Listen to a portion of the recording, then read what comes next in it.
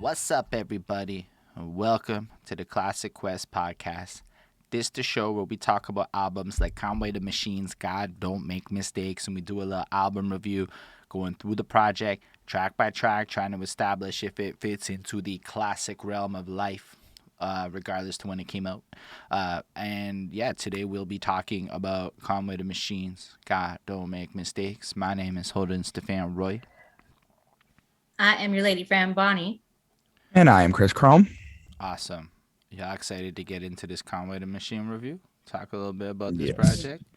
Oh, Let's Amazing. yes. go. So we like to start off all of our album reviews contextualizing our familiarity with the artist for all of you watching this in the future, so that you understand how we came to be in this moment talking about Conway the Machine. For some people who may be confused about that, understandable.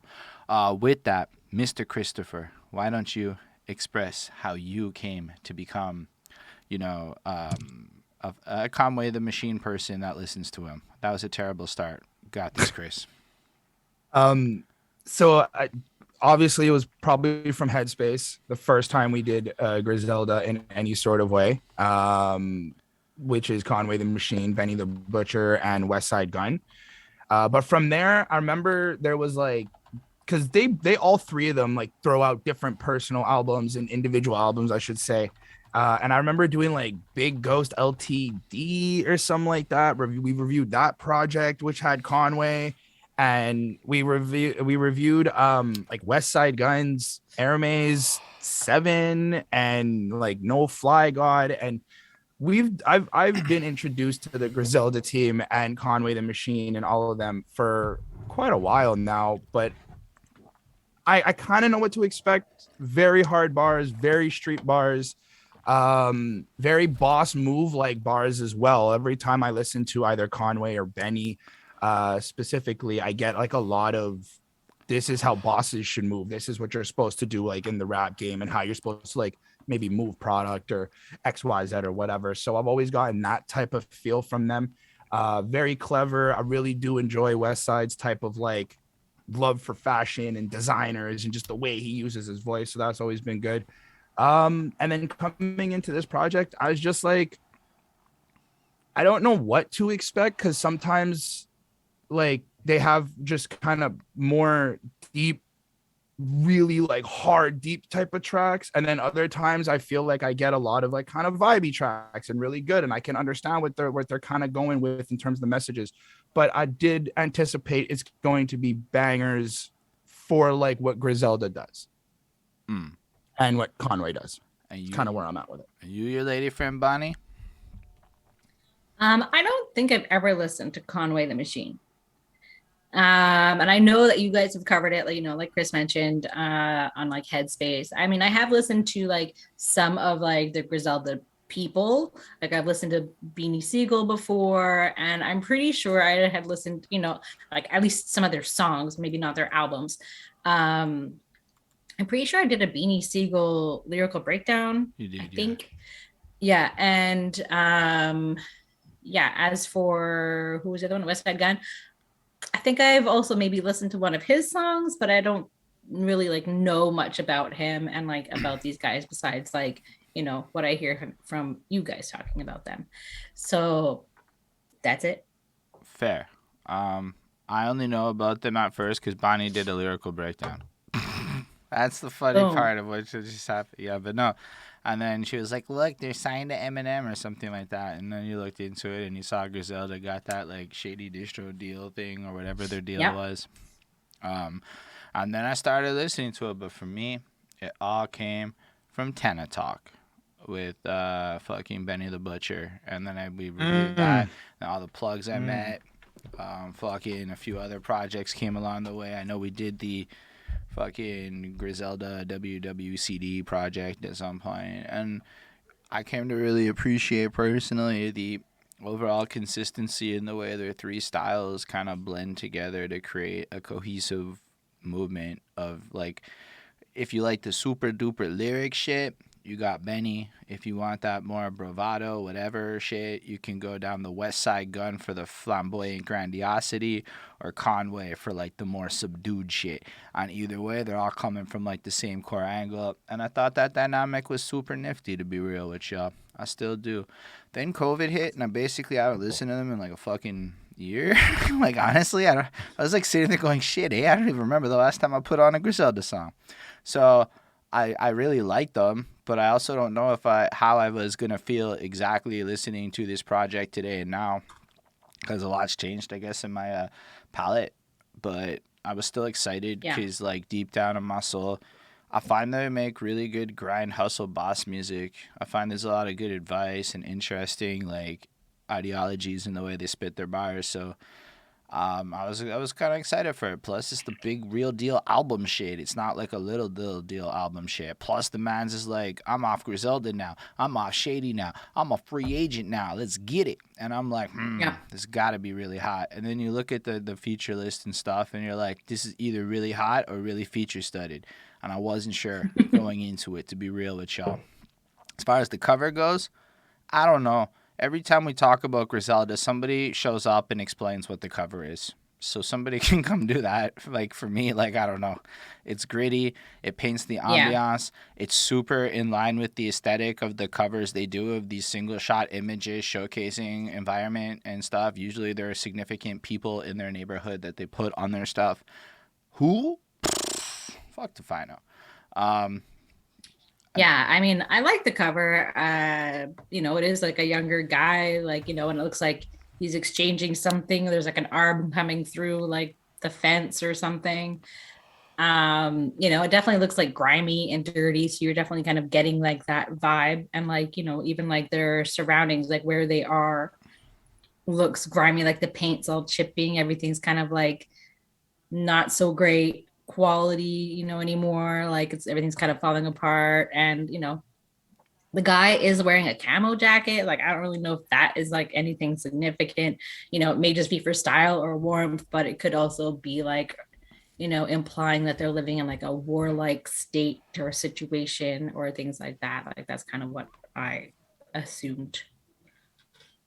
Nice. I saw the cover and I was like, I don't know. It's in line with what they've done. It's kind of very consistent, like with how they keep their uniqueness.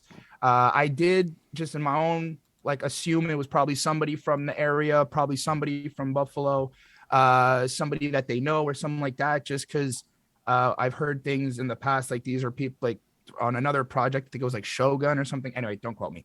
But yeah, I just kind of went, this is a fitting cover for what I know Conway the Machine and Griselda to do.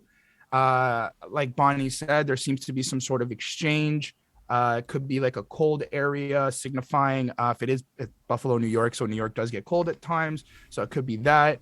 I like the military jacket in terms of like, if you think about the type of bars they express and the type of like gritty scenarios they get into, it's like, that could signify some soldier like mentality or stuff like that. So that was pretty much what I got. But I just went, I don't know shit. I'm just going to listen to the project and let Conway tell me what this is about. Facts. It does, in fact, look like a hand handing something to another hand, like a deal of some kind is transpiring in a gritty environment. I like the title, God Don't Make Mistakes, mixed with that cover, though. Like, I come from this. It's not a mistake. The things that happened in my life were not mistakes. I was supposed to go through everything I went through in order to arrive at where I am. And let me tell you about it. Talk to them. Yeah, I like the title. I think it's really cool. It definitely is like signifying kind of like, that who and what they are is what God created. And, like that there is kind of purpose and intent and meaning in your life, even if what you're doing seems like bad or dangerous or, and scary or whatever. So I do think that there is like a good message within like the title of this album. I also don't know if we mentioned that it came out just this week. It came out February 25th, 2022. Did not mention that, no, but that's a good point to mention. So all y'all watching us talk about this, it's been on for 2 days. So if you're watching this in like 6 months and you're like, bro, how did you miss That's how we don't know. That's where we at. You can Mhm. tell us in the comments though, and I will read them all and be like, I'm more insightful. And honestly, via the comment section, we sound smarter on Griselda reviews. So thank you, comment people. On that note, lock load. Let go. All right, Chris, how do you feel about this song? So starting off, I do think this is a really strong intro. Reason being is because like it kind of reminded me of who Conway was. It really did a good job at bringing you and kind of giving you like an overview of who Conway the Machine is. Even with like the intro, yeah, it's spooky, way too spooky. Yeah, oh look, it's like you're already getting this type of idea that things are about to get into some serious shit. Things are scary, things are ready to go. Then we get the pre-chorus with Conway the Machine. Everywhere I go, I got it on me. And I ain't letting shit slide. Go ahead and try me if you want. I let this fucking clip fly. So it's like you already get this sense like he's always on point. He's always on guard. Like he's not one to be played with. He's not one to be tested with. So I'm like, all right, this is for me. I'm like, I kind of expect this because I've heard Conway before and stuff. But I think if you're somebody new coming into Griselda, and this may be like maybe even for Conway, this is kind of a good start to get you an idea of what's going on. I like how we got the chorus is just lock load, just very simple, letting you know what the deal is, really just kind of driving that point home. And then we got the first verse, and I feel like the first verse from Conway really just gives you an overall image of of who he is. You can go ask them other people; they'll tell you what's up. I already been through there and hit one of them up. All right, so we know you badass. You're ready to. You're not gonna fuck around. Your mom thinks you're crazy. Yeah, your baby mama thinks you're nuts. That Yeah, I kind of mean, shows you you're got just some reading the issues. lyrics. Right. But like for me, it was just kind of good. I did like it. I liked how I actually enjoyed the rocking bathing ape line because I watched a pop-up bathing ape thing that happened in Tokyo, and I kind of like just had that nostalgic image of what the clothes looks like, and they're really expensive. So that was kind of a flex to me. Um, and we come back into the chorus again, pretty solid. Beanie Sigel for me did well. I was like, I think this is maybe the first time I've heard him in a while. I can't remember, but I like how he was more descriptive in terms of just like the way the gun plays work out, some of the shootouts, kind of how he's really into that wicked stuff. Um, I like how he symbolizes the vest is obsolete when we squeeze from the neck, the neck up. I like how he's like I don't know really if that's kind of symbolic. I think that's pretty direct. not. I wasn't saying symbolic. I was saying more like it's just very direct in terms of like we're He killers said out here. Like we anyway. don't. I wasn't trying to. Anyway, I thought that the track was pretty dope. I thought it was solid. I left it with a 4.2 on 5. How do you feel, Bonnie? Yeah. So this is for me like when I was first listening to it, I was like, this is a very much a Chris album. Like I just felt like it was something that Chris would like. You've got all like the and like the like gun noises, which is definitely consistent on this album throughout. And I get Let its me just say, significance. Bonnie, it's consistent for like 6 years, 7 years, Yes, easy yes, yes. throughout. But like I get like the point of it because like they're living in an environment where they're constantly hearing guns like going off and things like that. So I imagine that's kind of why they're including that. So it's interesting, but it is like a bit like overwhelming. Um, this definitely has like a grimy vibe for sure. Like you kind of get that like right off the bat. Just kind of about like how he's living life, how they're kind of like, moving through and like doing what they gotta do. Lock and loading guns, like that's kind of, it's tied into the title, lock load. And then I think it's Beanie's verse. He mentions Dance with the Devil. So like that just made me think like that was like like a shout, well, not a shout out or like, but like an immortal technique influence perhaps in terms of like what he was talking about on the Dance with the Devil song. So that just made me think about that. So I give this one a 4.35. Like it's good.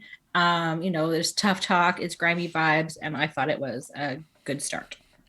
I mean, this shit's ambiance like music to me. Like that's how I feel. Like it's painting a landscape in an emotional sense. Like the beat right away. How y'all not even talk about the beat one time? The beat has this gloomy, spooky kind of ambient tone to it, like you in the middle of like this horror movie setting, right? So you're kind of walking through and it's creepy and shit, waiting for a little jump scare to happen almost. Spooky, perhaps. And he starts it off like that, and I think it's kind of like, this is the real life. Like I talked to some people from Buffalo before, and they'd be like, nah, it's kind of like that especially back in the day. And like I don't know about today times, but like a lot of times people be talking about memories and context and explaining their story. Albums are often stories, so I assume if you're making an album, there's got to be a story in here somewhere, and this is a great way to almost introduce you to who he is. And if I'm not mistaken, back in the day, it was on Rockefeller or whichever one Beanie Siegel's part of. So, yeah, Rockefeller. So it's like, tying into his past and bringing in a feature from there. I might be off on that, people in the comments. I'm just kind of, remembering. But, like, as far as what I like about, in general, the delivery is super. Because, the lyrics is what they are. I mean, I don't know. It's not really like stuff I've lived. I feel like he's very believable. I feel like Beanie Siegel's believable. It's super descriptive. It's painting some shit out, and it's a bunch of stuff that, like, I don't know. It's really not my life in a realistic way, but I enjoy the overall sense of fearlessness that comes out of it, the willingness to be prepared for the circumstances and do what needs to be done. And I think it's that energy that makes this so attractive, that makes it like, yo, in spite of the boom, boom, boom, booms, look at me winning. And that's got like this element to all of the music that I find like shines through it. You could put on this gritty beat and Conway is going to navigate through it. You could put on a completely different beat and he'll navigate right through it. Beanie Siegel adds this creepy ass horror voice, yo. It feels like he's fucking voiceovering for some fucking horror shit. It's really well done. And it's just fucking grimy. And his whole verse is this, again, descriptive ambiance of like fucking dark shit that goes on. And even if like he goes touring, gets the duffel bag shit, he still has to come back, and that's still there, that's still present and shit. And it's the fact that like when your home is like this, even if you can leave, it's still like your home is like this. And I think that's kind of a sense of what's being brought on, and it's like contextualizing why you need a gun and why there's so much boom boom boom booms. And even like the idea that it invades the music like that. Imagine that's like what real life is like, like it really is that abrasive, and it really is like that. And I love the way Griselda and Conway, I like the way they use ad-libs, actually. All three of them do it well. But I feel like Conway, like a lot of his lines aren't meant to be this complex set of like rapidy rap flow shit. It's like, I'm going to say some shit, and then I'm going to complement that shit with an ad-lib. And I love that situation because, like you said, it's kind of like Migos in that like songwriting construction where it's super ad-lib reliant, but the ad-libs just punctuate the line so perfectly. Like, go ahead and try me if you want. What's poppin'? Like, it's just the fact that he's willing to yell. It's like he don't even need a hype man. He's his own hype man. Yeah. And I fucking like that shit. This shit for life, homie. That's my word. Like, it's just making sure it's like this constant double down, this assuredness, this overall level of confidence that comes through it. I find it really interesting.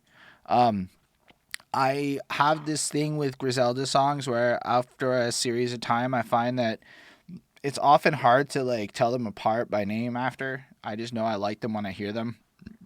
But this hook is really catchy and it really is sticky. The lock, load, like it's sticky and it makes the song more identifiable and stand out, I find, than other ones I've heard by them. Not to say there's ever a quality issue, but like sometimes I feel like, yo, I can't even tell which Griselda project I'm listening to right now. Not that that's a bad thing. If you really like it, it's good drugs. Consistent. And then Beanie's verse is dope. I said all that good shit. I enjoy it. I feel like it brings you into this world, and as a start of the project, almost like what Chris was saying at the beginning there, if you've never heard him before, I mean, welcome to Griselda. Welcome to Conway's life. This is what it is. And I think that is a cool way to start the album for, new peoples and whatnot.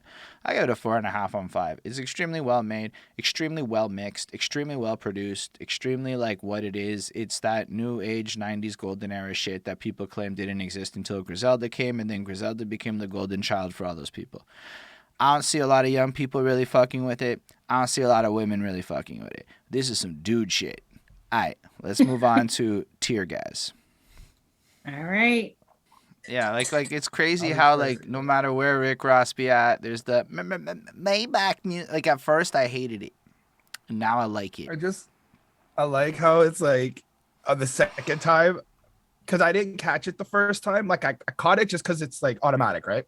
But then on the second time, all you hear is the like the and then it just cuts, and I was like, imagine Conway was like, nah, you get once. Well, I mean, it just kind of Like, sounded like fire the way it is. I think it sounded nice on the song. I mean, how do you feel about this one, Chris?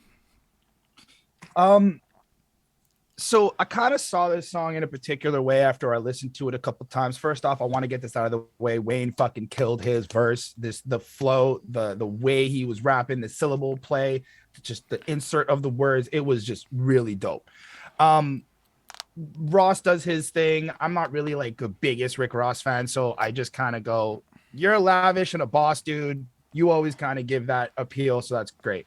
And the way I took Conway is like, I feel like there's this story arc in here. So Conway gives me this feeling throughout the verse that it's like he's kind of reminiscing on like what he's been through and just kind of remembering that like people around him have gone through difficult times, had issues. He's lost some friends, he's lost some family, and he was just always just kind of on this business.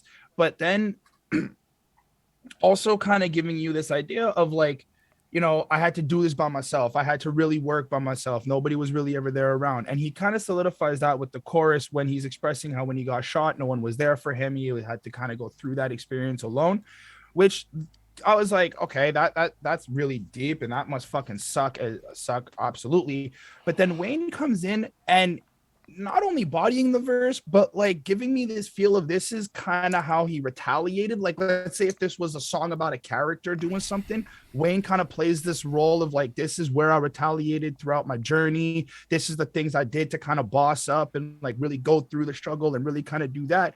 Which then again, I feel like when Ross comes in, Ross is like, I'm on the balcony, I listens to the bird chirp, 200 acres. And I'm like, yo, what if Ross is playing the role of like the guy who's like succeeding now, and like that's like the story arc. So you got like the beginning, the middle, and the end. And I was like, that's cool. Because even at the end of Ross's verse, it's like that is cool. Nice.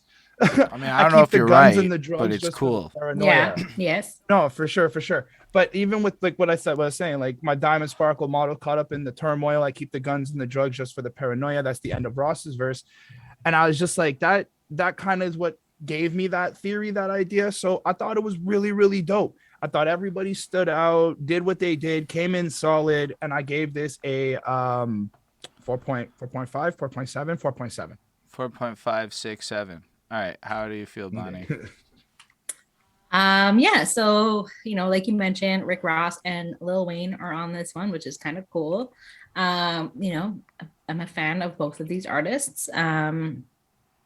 So he's kind of talking about how he's come up and people are fake, and even like those who maybe like his close friends may fall into that category.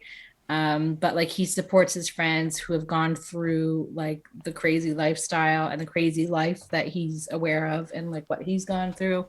Kind of talking about drug dealing and violence and having been shot, having been in jail, etc. Like all of like those kinds of situations. I definitely like the vibe that Lil Wayne brings on like the second verse. Like his voice is just like so cool, so it's always like fun. And like this, but like at the same time, like as I was listening to this, like this just was like, oh, like this album feels like so far from anything that I would like seek out.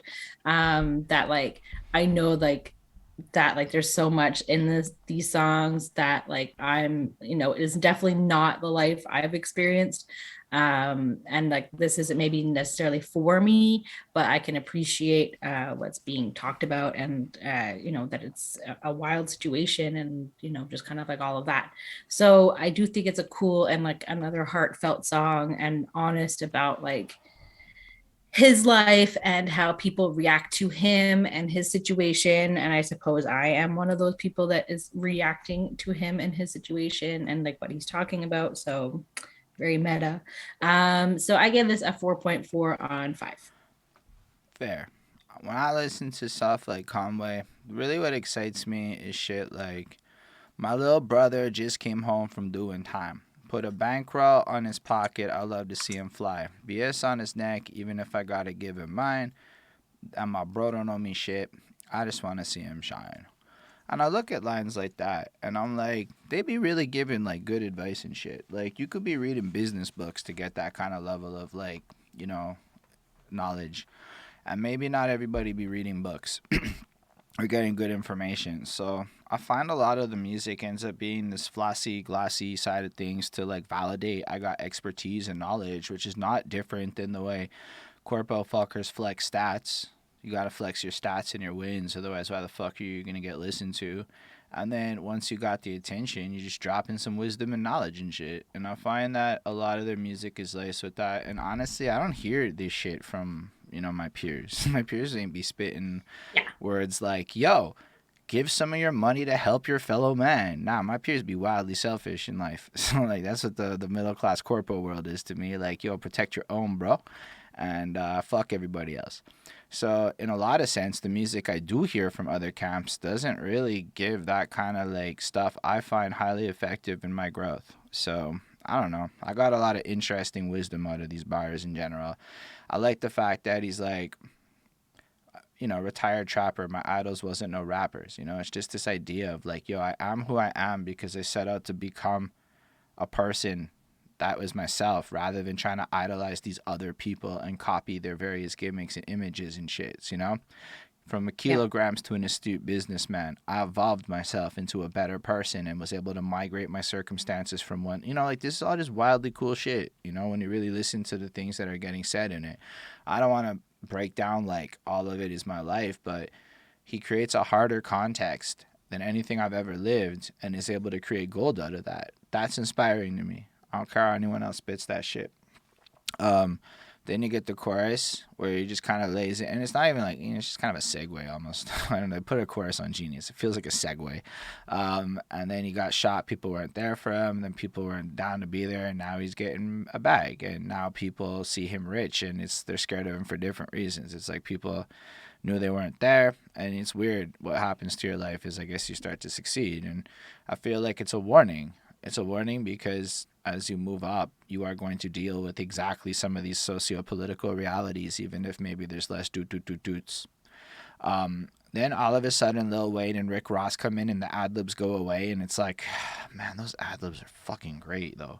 I kind of wish he just punctuated what they were saying with ad-libs. But when you're doing a track with legends, after calling yourself a legend, smart choice on track 2, introduce yourself to the people, then bring in the big boys to be like, look, I can play with the big boys and sound good. And I feel like his style does work really well.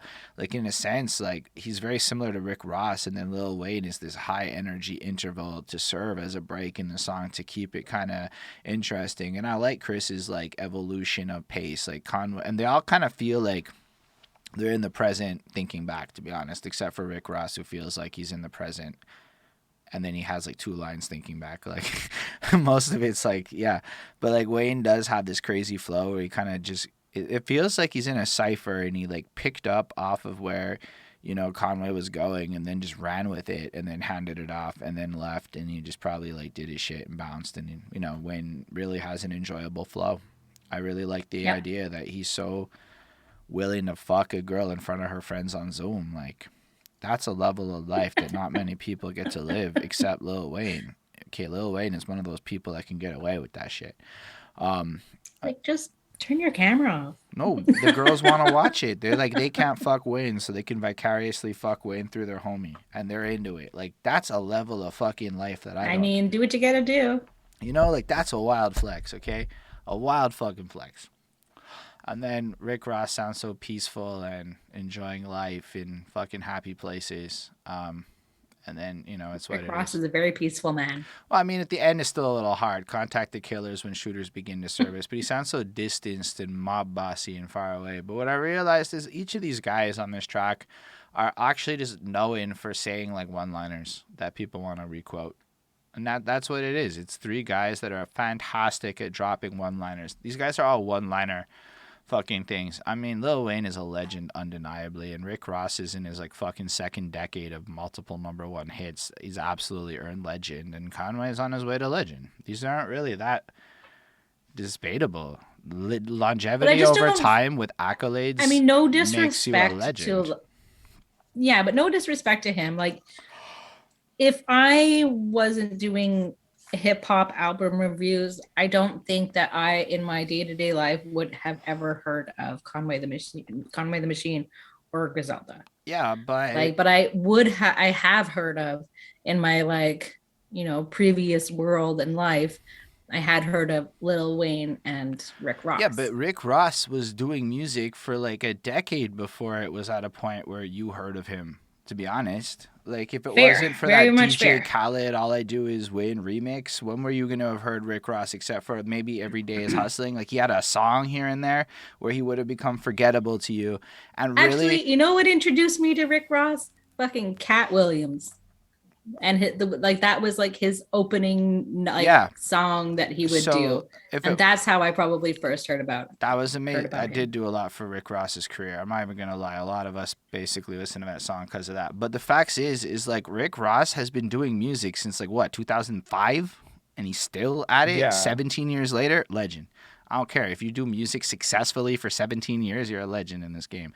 And Conway, his already what they've done with Griselda has had a top tier influence on making lyric focused hip hop with really like sparse beats kind of hot again in older people. So maybe not legend yet, but I mean, I won't be shocked if people are calling him a legend in 20 years. You know, like it's just where you're at it. And I think he's trying to establish that with this song, right? Like he done been through it and he's contextualizing who his company really is and they're co-signing it. You know? And I really like that sense. So if they're seeing it, like, who am I to argue with Lil Wayne about that, you know? I like this track. I give it a 4.75. The Lil Wayne verse honestly sells it into something I would really, really like to listen to more often. The Conway verse is deeper, introspective, and has knowledge nuggets baked into it. I fucks with that. And when I'm in the mood for Rick Ross, I like Rick Ross. Yeah. All right. Well, that's all I got to find out about some piano love. Let's do it. I think this one has a video, right, Chris? Do it. Alchemist for having a good beat that like really just kind of has these dinglies placed in this perfect like it's almost like when the flow of a rapper is perfect, but like when the beat is perfect because it feels chopped up in like a really like non-standard timing that just is super jarring and creates this super deep ambiance. I really like the beat. How do you feel about this, Chris? I like it. I think that Conway does a really great job with following the different type of beat breaks that is made and that off time and feel. So that was cool. I got an essence of this is kind of expressing how the environment around him, the atmosphere. I got the sense that his area is kind of like full on jungle type vibe, like shit really goes down. I like how he references Rick the Ruler in terms of like the necklaces. I thought that was cool and very hip hoppy. But I don't actually get this. Like I just enjoyed the vibe, really kind of went with it. And I thought it was really consistent. I thought it was like this is what we're gonna get. I gave it with a 4.2. How do you feel? Yeah, I don't really have so much to say about this one either. I mean, just kind of it's quick and synopsis. It's just kind of about his hood life and like what he's experiencing, and definitely the the beat is kind of like what stands out on this song. It's creepy, it's somber, it kind of has an eerie looping piano bit to it, so it definitely like kind of like you said, it's kind of jarring and off-putting a little bit, but it's like like piano is for me is like a beautiful instrument, and to kind of have like this like beauty in the beat and like this like grimy feeling is kind of, it is jarring and it's off-putting, and so like it's kind of cool how like they did that. It definitely puts you in like a dark kind of mood, so it definitely accomplishes what it's supposed to. So I gave it a 4.3 out of 5. That's all I got to say. I like this song. It's got like a whole vibe to it. I mean, first of all, shout out his lady who's so like dope that she'll like he gets her the huge ass bag, but she then uses that to sneak the gun in. You know, it's bigger than just get her a bag. It shows a utility value to a large purchase. Maybe it helps with the loyalty situation. I don't know. Girls might be like large bags. I don't know what to say about that. But it's practical advice shit. It's like not just flexing. There's like more to it, I find. Maybe I'm just reading into it, but it's always kind of what I felt listening to their shit. Like, that's some good advice, yo. Make sure you find a double use for that big ass bag you bought her. Make it an investment in your future. And then find somebody down to ride like that and shit. You know, it's nice. And then there's this level up feel that's going on, but a level up feel that still comes with the environment that they're in, where it's like, you know, he paints the first line, hood still eat the ramen noodles. Like, this is still where it's at. And then, you know, we still making money, we still rising, we still doing our stuff. It's still the environment, it's still everything.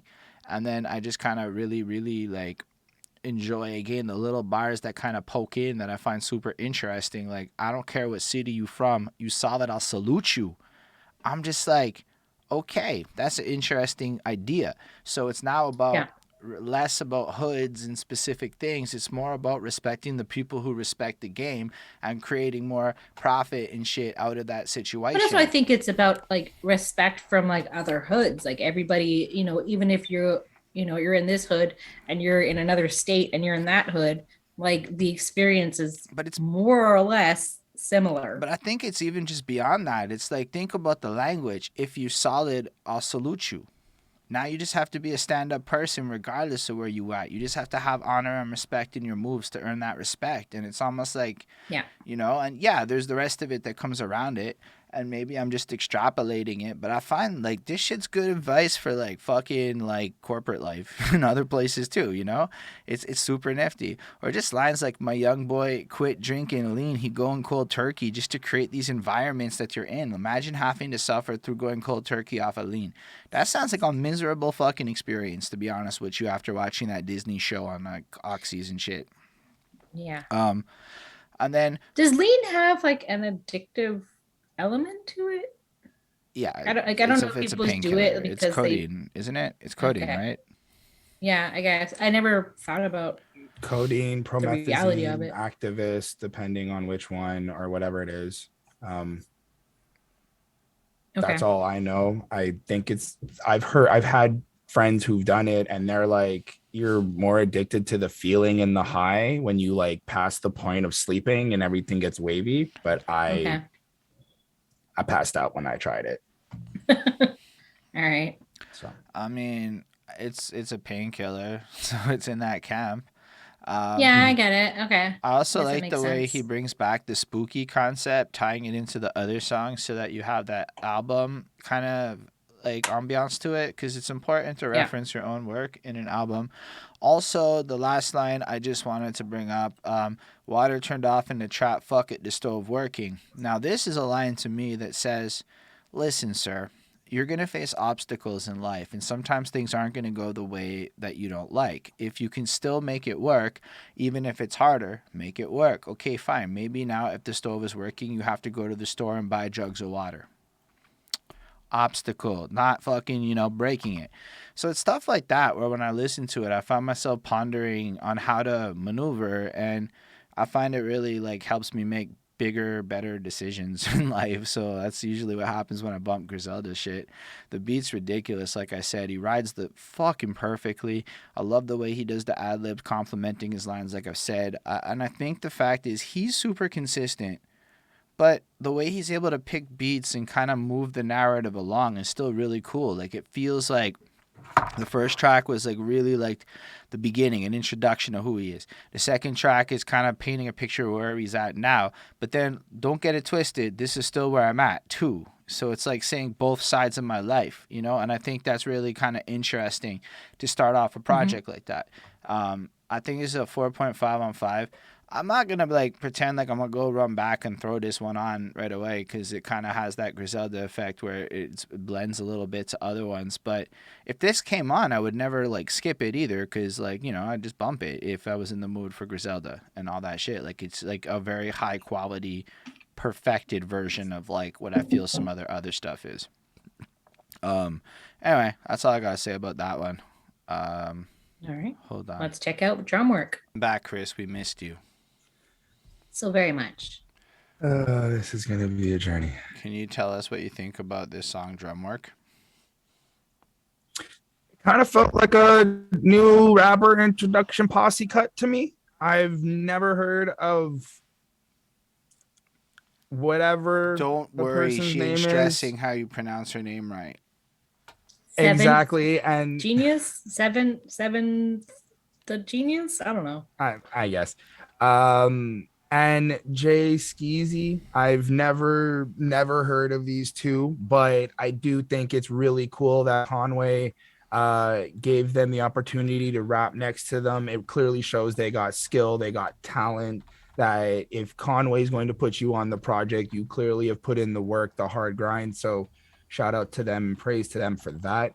I like overall the song's cool. I think because it's called Drumwork, I don't know if that's like a double entendre for like the drum of a gun and getting down to business, because there is some sort of like bars in here that have that feel to it. But I think it's also a representation to his brand Drumwork, his like little thing he's got going, and maybe turning into a label with these artists. So I thought that was cool. Oh.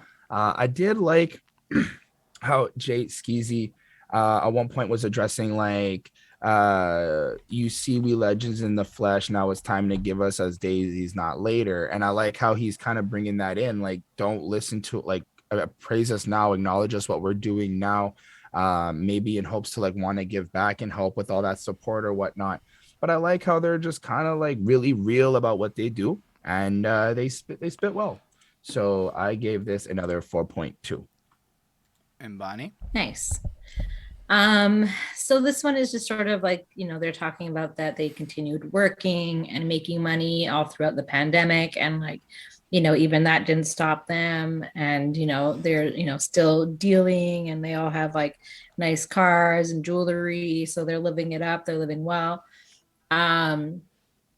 I like Seventh the Genius, or whatever her name is. Yeah, I googled it while we were talking. It's Love the Genius. Love the Genius. Well, anyways, whatever her name is, I thought she did a good job. I liked her sound and her vibe. I appreciate your insight, Chris, because I had no idea that I was like some sort of brand of his. So I thought that was cool when you said it. At this point, I mean, at this point for me, when I was like listening to this album, like I was like, I like really was not like loving it. Like, and I was like, felt like I was having such like a weird adverse reaction to an album. And I haven't felt like that in like a really long time. So like, that's kind of what I was like experiencing. Like at this point, as I was going through it, I was like, this is like, I'm like, I would rather listen to horrorcore than listen to this. Like I just felt like I couldn't connect with it and get like drawn into the lyrics and stuff like that. So it's not that I didn't like it, like it's just, it just made me think that like this was not for me. But like I wasn't sure whether I was going to like continue listening to it like at that moment, because I don't know if it was just like in my head. But anyways, I'm here now, and so that's what we're gonna keep going through it. So anyways, at this point, like if you wanted like a modern grimy hood song, like this is it. So I gave it a 4 on 5. Yeah, that's what's up. And for the people like wondering why we do this, even if it's not our favorites, because honestly, that's how you learn. Like the first time, sometimes you bump some shit like this, you may not like it. But then you keep hearing it, you see more and more of it, and via exposure and understanding, I find you can like it more, or not, but at least appreciate it more. And it's worth it, like looking at stuff you don't like if you want, or are not comfortable with, if you want to truly be an open-minded human being. But I was really into this bar from Conway. OG told me, keep them feelings in your chest, just kill them with your success, and I fucking swear that is like a hood way of describing what my boss says to me in my one-on-ones at work. That's not like even, nope. I'm sitting there at the lunch table.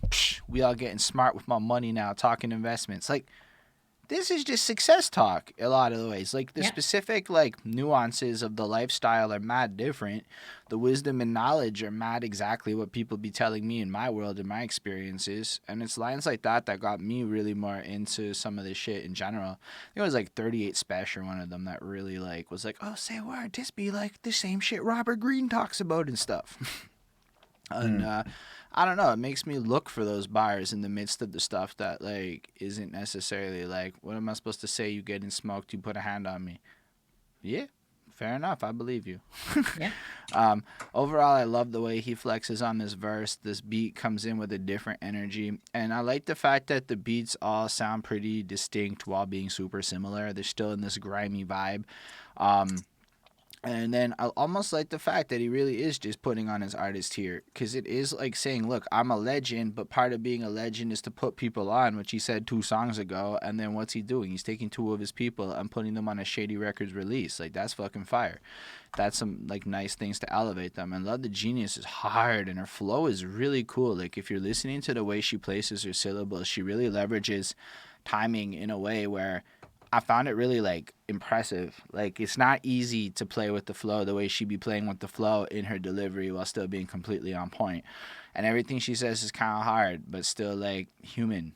I don't know how else to put it, but like I really enjoyed listening to her. I really thought she was great, and it's like when people bring up, where are the girl rappers yet? Shut the fuck up. They're all over. Y'all just don't look for them. And every time I go looking for girl rappers that be spitting fire bars, they're everywhere.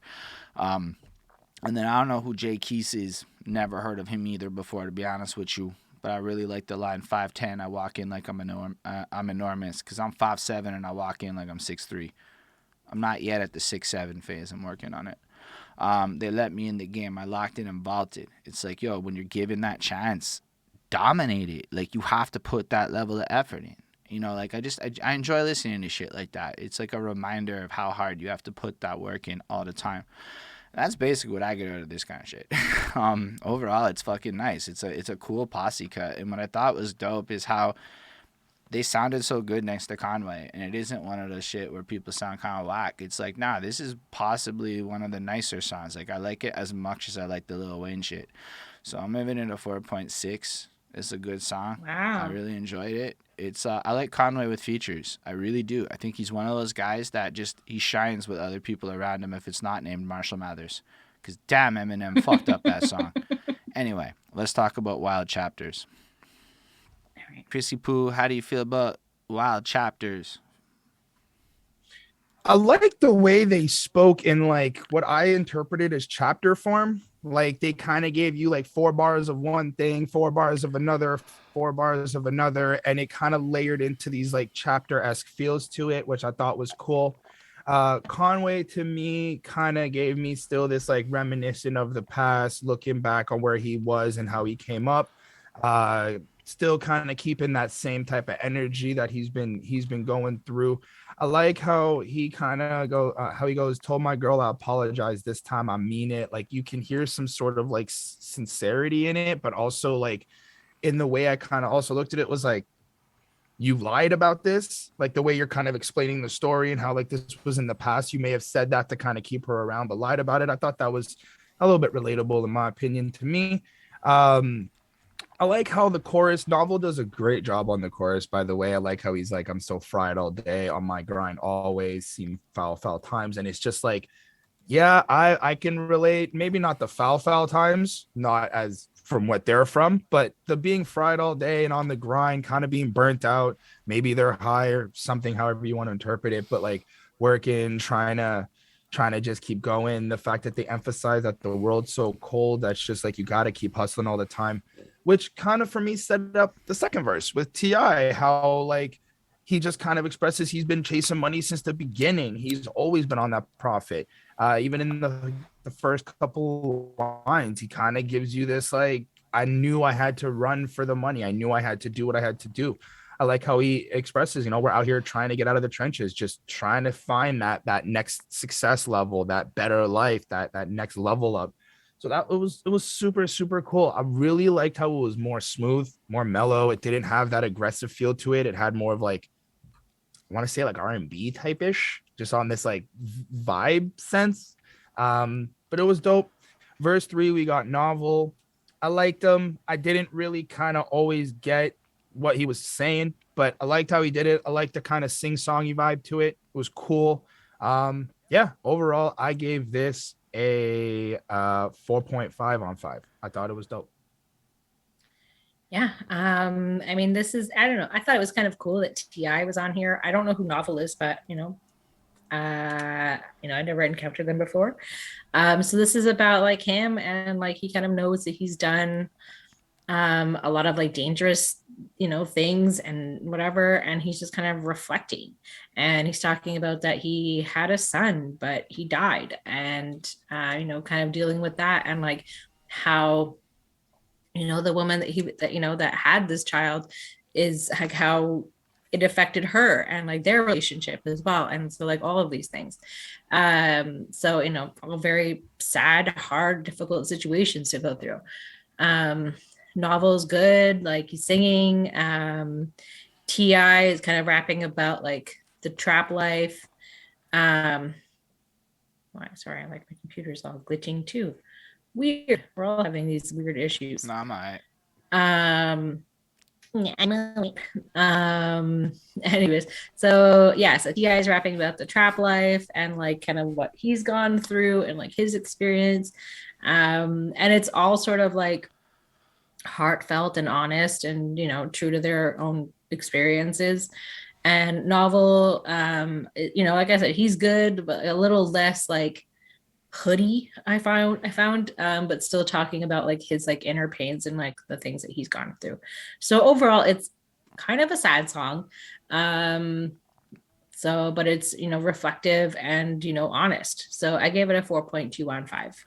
I like this one because, like, as much as we want to talk about how constant everything might be, this is clearly a completely different song in terms of tone, intention, everything. This is the consequences of what they were just describing and how it affects the people around it. Like, all I did was write pain, but I'm still running the streets. Mama, hope one day I might change. It's like, oh yeah, his mom is impacted by the actions of his life and shit, or the way he does talk to his girl and apologize and try to make things better, but then also like pointing out again, look all the people I'm feeding. Again, you have to look out for the people around you, and almost like the level of responsibility that comes with the life he's living. And it's like this reflective tone on the consequences or the fact that he had a son a little while, and when he died, it was hard for you to smile after. Like, that's a very big bar of sadness, okay? Yeah. Like, it's really heartfelt, but he delivers it with this cold callousness that he delivers, like, everything with.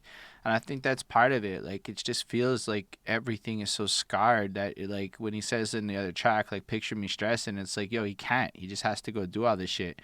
So, so how the fuck I'm supposed to be a proud rapper? Story of my life. Shit got wild chapters. So it's like, he had another kid in the midst of all this shit with that other kid. Like, like that's some wild shit that he got up to, that he's confessing to and telling you about it. And just kind of like letting you know that this stuff that happens sometimes that isn't exactly good, that you're responsible for too in the middle of all this.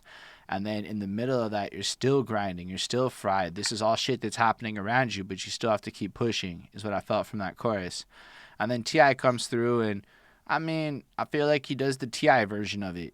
I don't know how else to put it. He's a very articulate dude that raps the way he does, and he literally touches the exact same topic.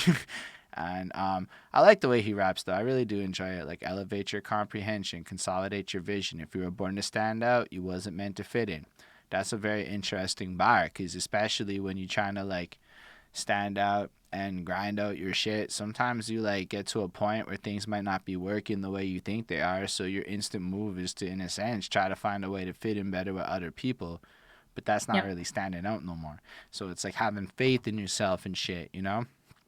Anyway, I just really enjoyed his verse, and again, he's got little T.I. nuggets, and if you like T.I. nuggets, they're right here for you. But it's also a cool feature because his past is kind of littered with weird emotional indiscretions and some bad decisions and shit like that too. And You know, you either play the shit perfect or you go to jail. From hoping I ain't got no warrants in Florence, Italy touring. Machine and the King from, I don't know what that last line means, but like just the idea of it, like you have to be perfect with it or you get clipped. And then just imagine trying to worry about warrants and shit. I never did, but I imagine that's a stressing situation, you know? Novels versus cool. Well, I think it has to do with that last line. I mean, I'm going to interpret it that it is about Florence the Machine. Fair. That's fine. I forgot that that's a real bad thing. But then novels versus cool. I feel like it's more peaceful or calmer or just from another perspective of it.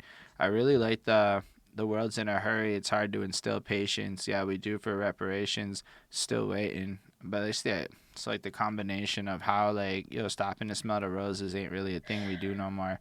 Mixed with it's also hard to be patient when you're waiting on shit that doesn't appear to happen that is owed to you / due in your perspective and shits and yeah, decades and decades.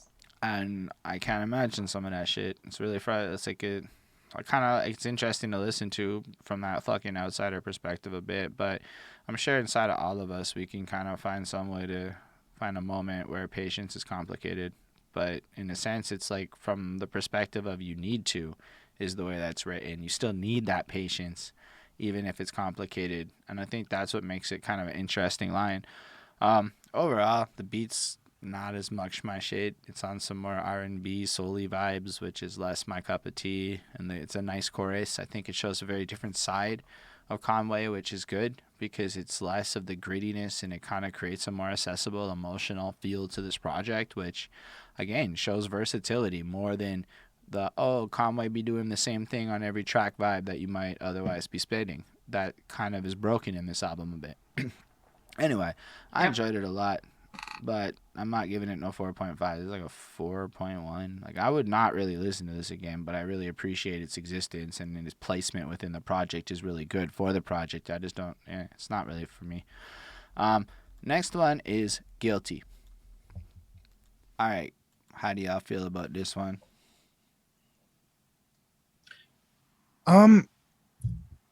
This is actually really good. And I think what really stands out to me in this is how Conway expresses this idea of like, well, first he explains to you how he gets Bell's palsy.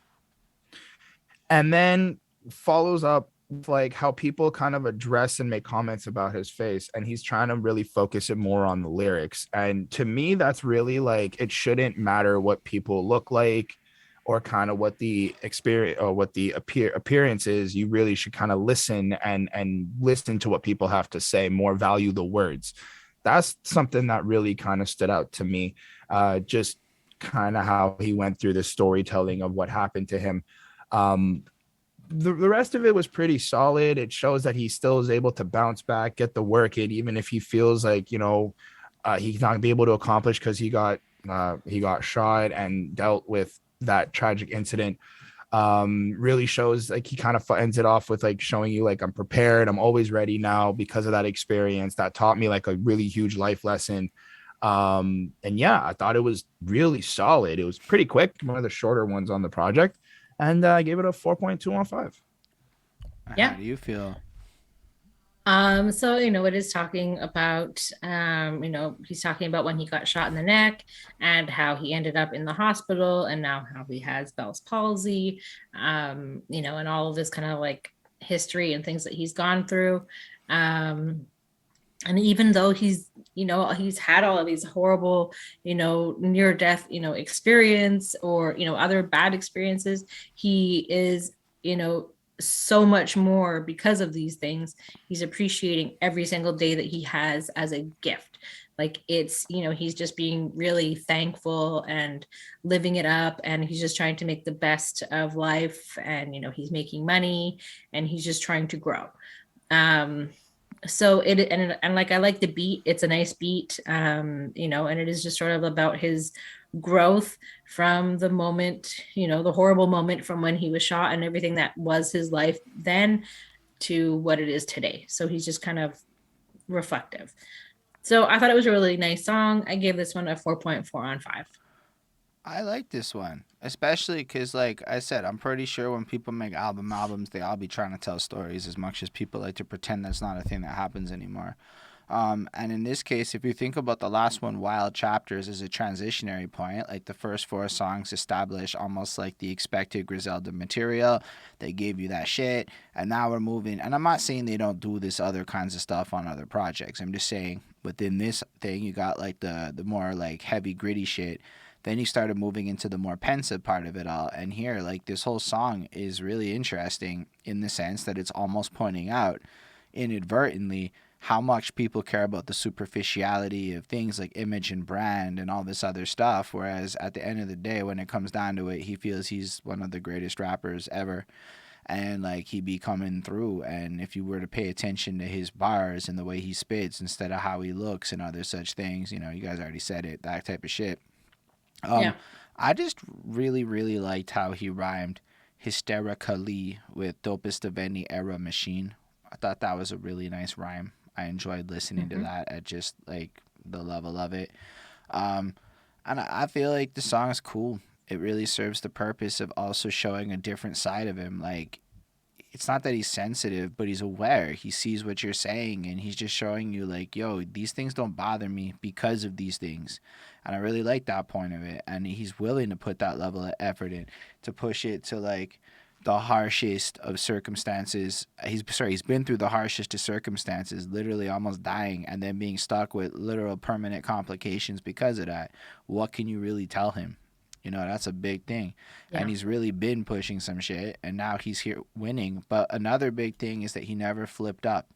Even when people didn't feel him, when he was just feeling himself, and it was just him, he still didn't switch up my pitch. He stayed true to myself and take whatever I get.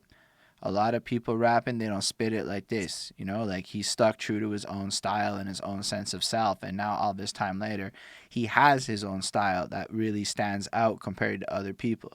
And other people kind of get compared to him when they try to adopt it. He's done a really amazing job with that. And I feel like it's a cool way to take something like getting Bell's palsy and turn it into a complete badge of honor and a strength of motivation. This shit's inspiring as fuck. It's like a 4.5 I on was 5 just for gonna me. say that. It's really cool. I was just gonna add that. So yeah, that's all I gotta say about Guilty. And then the next one I'm pretty sure does have a music video. It's a John Woo flick. Feel about this. Banger, straight banger. Gets the crew together. Gets Beanie the Butcher. Gets Westside Gunn. And I don't know what any of this is supposed to mean besides like facts. I'm just gonna get this out of the way. I don't know, like John Woo flick. I'm like, okay, is this a movie? That's clearly something about a movie. Maybe flick. Maybe it's not. Maybe it's like the flick of the wrist. Maybe it's some fucking whatever. I don't know, but I do like the way they're rapping through this. I do like the energy. I do like just everything about it. I missed Westside. Westside, I always kind of just feel like I want your voice. I want your ad libs. I want your energy. I have no idea what anything you are saying means. I'm just like, it's hype, it's dope. I'm going to go for it. Benny gave me that like really kind of lyrical, trying to be like standing out there, made some cool, like, I guess, sports rhymes. I don't know. It was dope.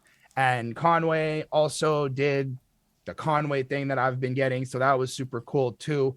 I assume for the chorus, it's like sprayed 80, the baby woke up. I guess it's like 80 bullets just in terms of the energy we're getting and kind of like how there's like the boom, boom, booms everywhere. So I was like, yeah, that kind of gives this dark-esque feeling to the song. So that's cool.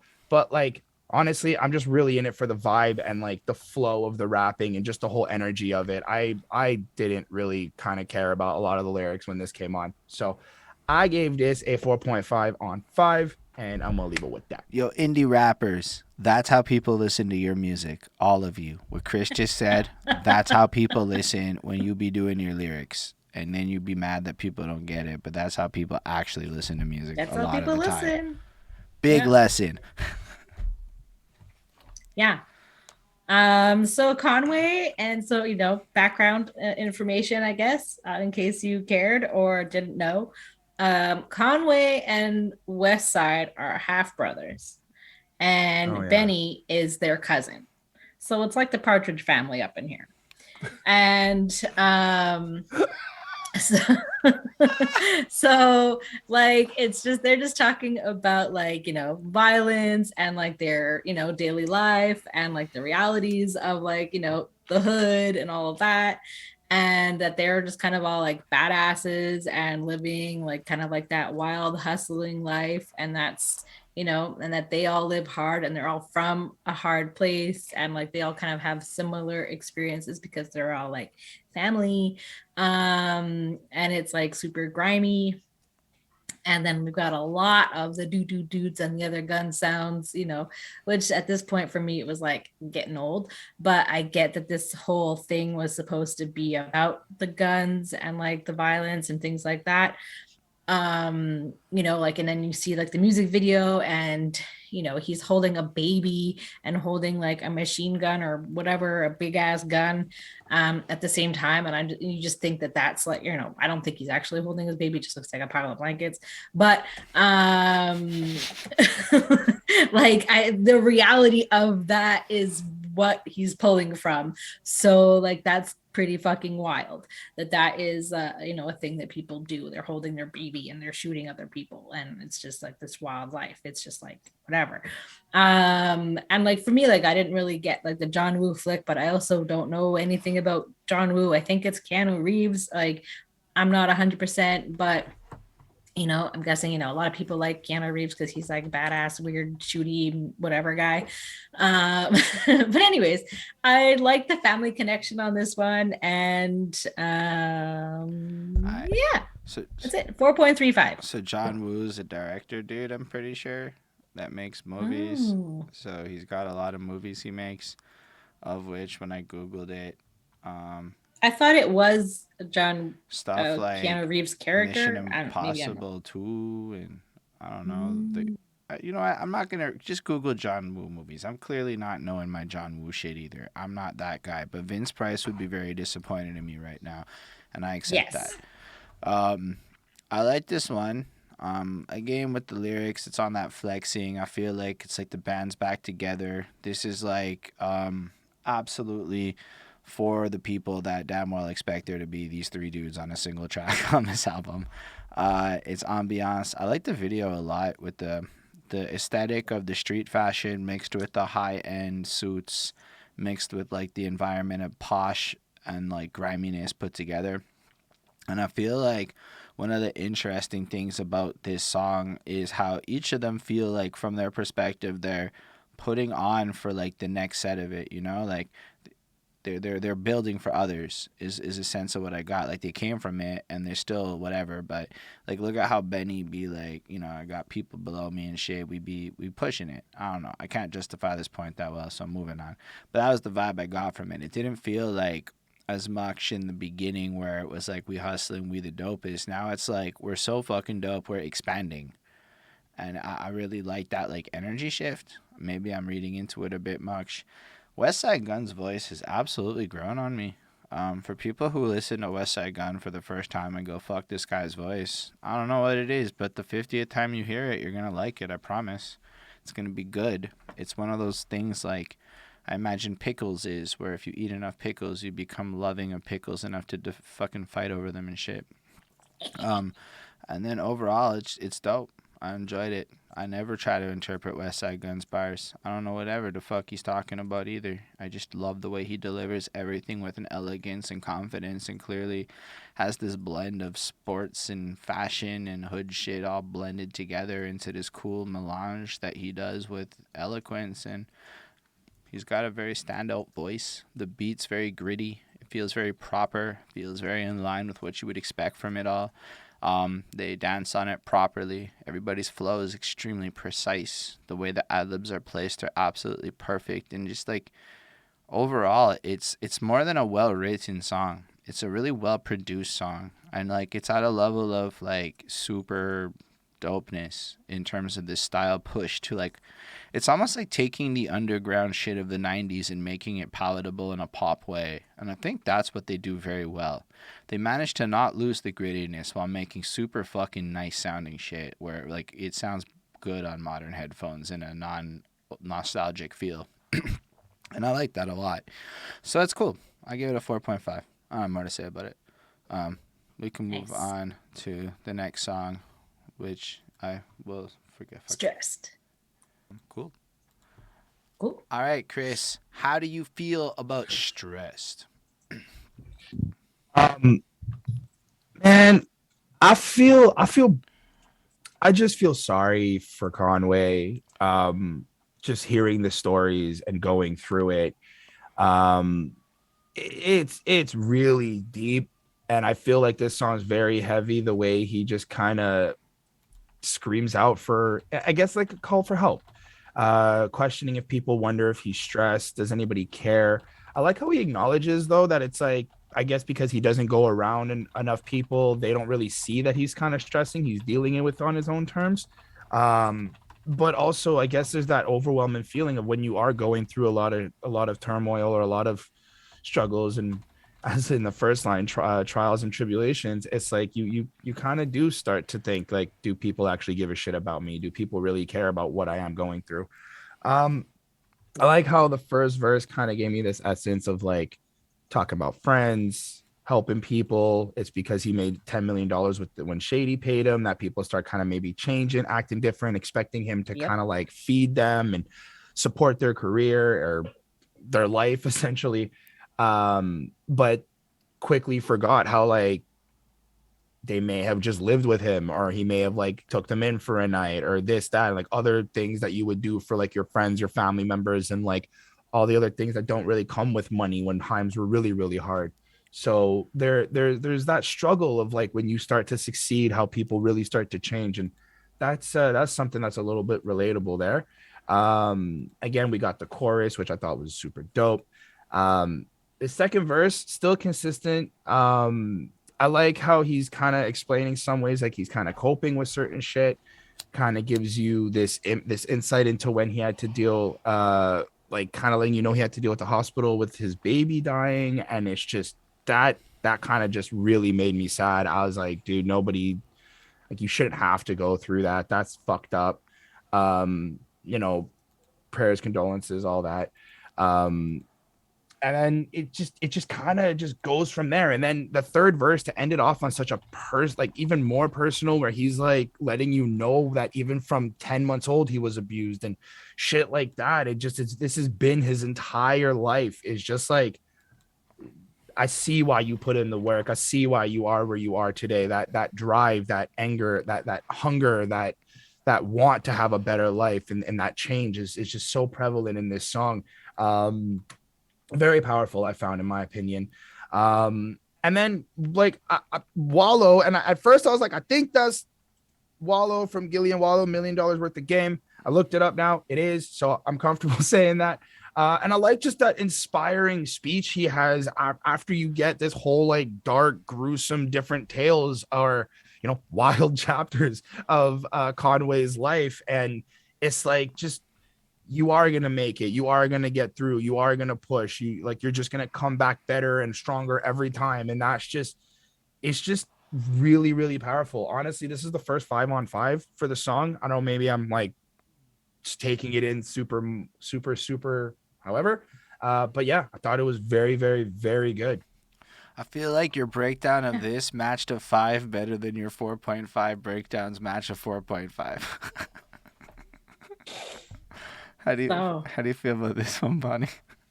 Yeah, so like basically, you know, like he's, you know, successful, he's made it, and kind of everybody's kind of asking for support and money, and you know, he's stressed out because of everything that's happened, and you know, because of his hard work, and because of, you know, he's has so much more responsibilities now.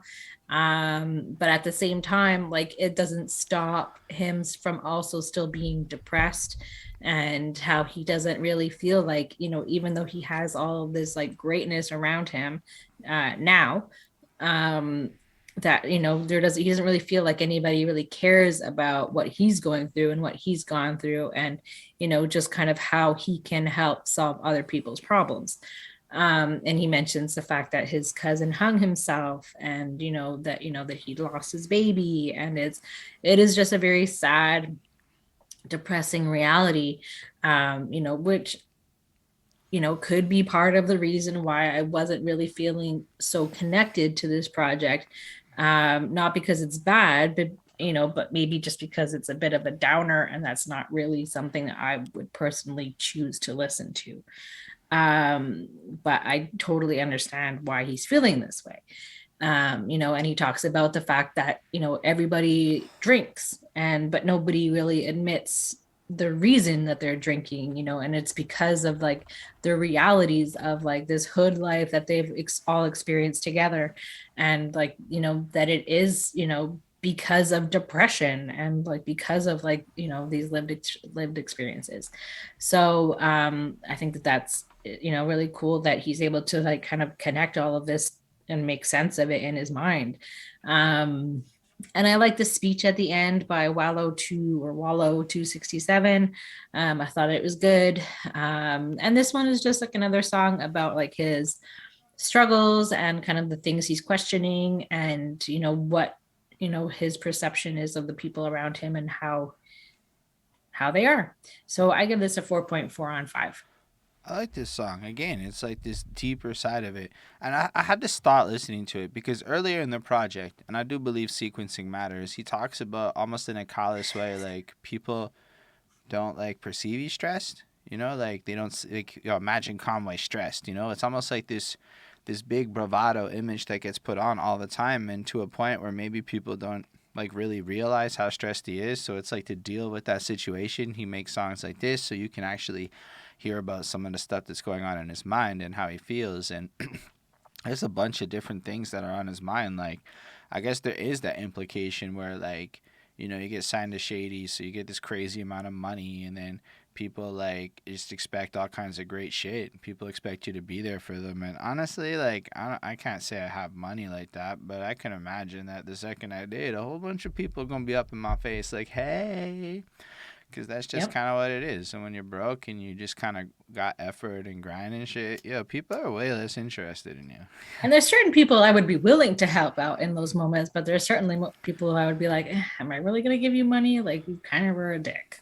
It's kind of like, yeah, there's people who just expect a lot and they don't really care about the cost that puts on you. And Yeah. I can only imagine what that's like when you're actually doing really, really well in life. That's something I think about a lot when I hear these songs. And this the idea. Do anybody care that I'm stressed? Most of my homies died. The rest of them doing time. Do anybody care I'm stressed? It's big bars. And you could put it out 100 times, and most people ain't really going to care at a personal level. You could write all these songs. People like, yeah, but you got money, guy. You're doing well, you know? And I feel like he's responding to that.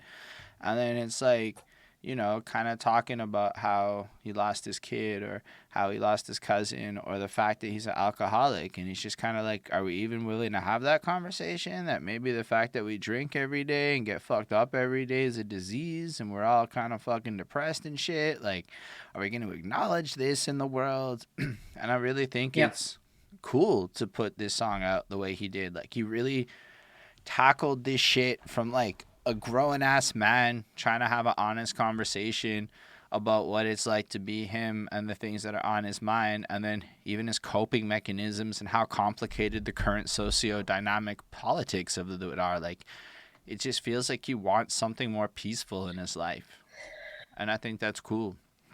And then to complement it with the outro where he kind of shows an outline for what he wants. It's like he paints the reality that he's feeling, but unlike the 90s, which kind of often left everything like that, in this current era, it's like people are trying to solution more. So he's painting this cooler utopia where like it could go in that direction. And I think it's a really well constructed song, and it really helps add layers to the earlier tracks. So it's not just vapid Griselda flexing. It's like now it's more complicated because you're seeing the deeper layers to the onion that is Conway the Machine. It's like a 4.5 to me. Kanye? Conway, not Kanye. My bad. Whatever. Conway. It's how Good it catch, happens. Chris. For a second, I was like, did I make that up? Nah, Or it's possible. nah, I'm gonna call it. It's cool. So much more. That's next. This is nice. How do you feel about it, Chris?